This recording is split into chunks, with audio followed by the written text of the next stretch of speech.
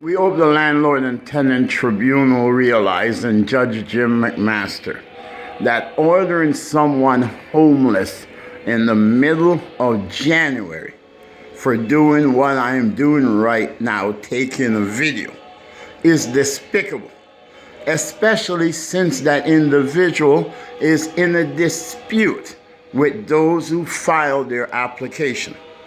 Since Kevin Clarke moved to 4000 Lawrence Avenue in Scarborough, Mr. Clarke has been embroiled with a battle with CAPREIT Property Management in reference to illegal maintenance, security, safety, and repair concerns.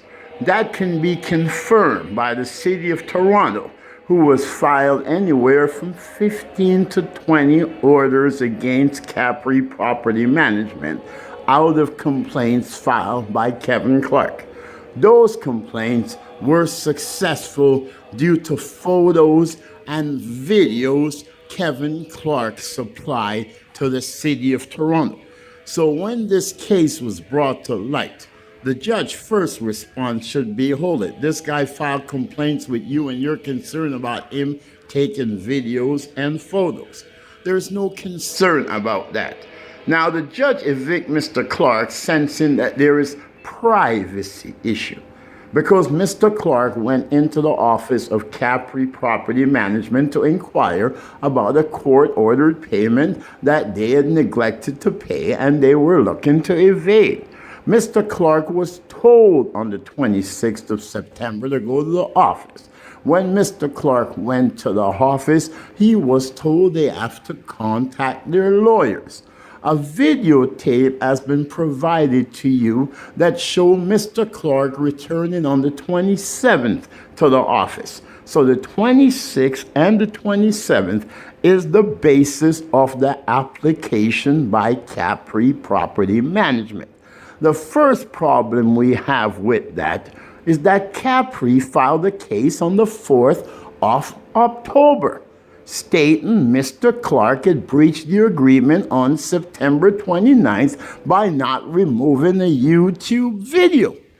So if Mr. Clarke had breached the mediation agreement on the 26th and the 27th, would not CAPREIT have filed an application that Mr. Clarke was in breach on the 26th and the 27th and filed the application for the 29th on the YouTube video?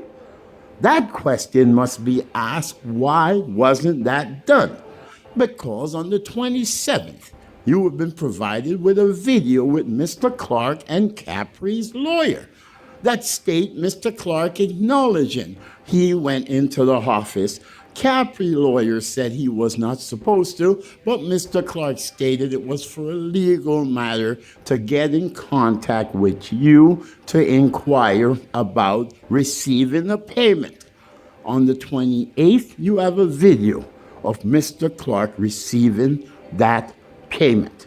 There's many derogatory words I would like to put forward as to what the judge's opinion of Mr. Clarke must be. Why you would exclude that clear evidence that showed on the 26th and the 27th of September, Mr. Clarke entered the office of CAPREIT to deal with a legal matter, which was payment of a court order that they have been attempting to evade for over 3 weeks. That should have been enough to prove Mr. Clarke's case that he was not in the office there to take photographs of staff and just to videotape and talk politics, as the landlord's witness tried to testify.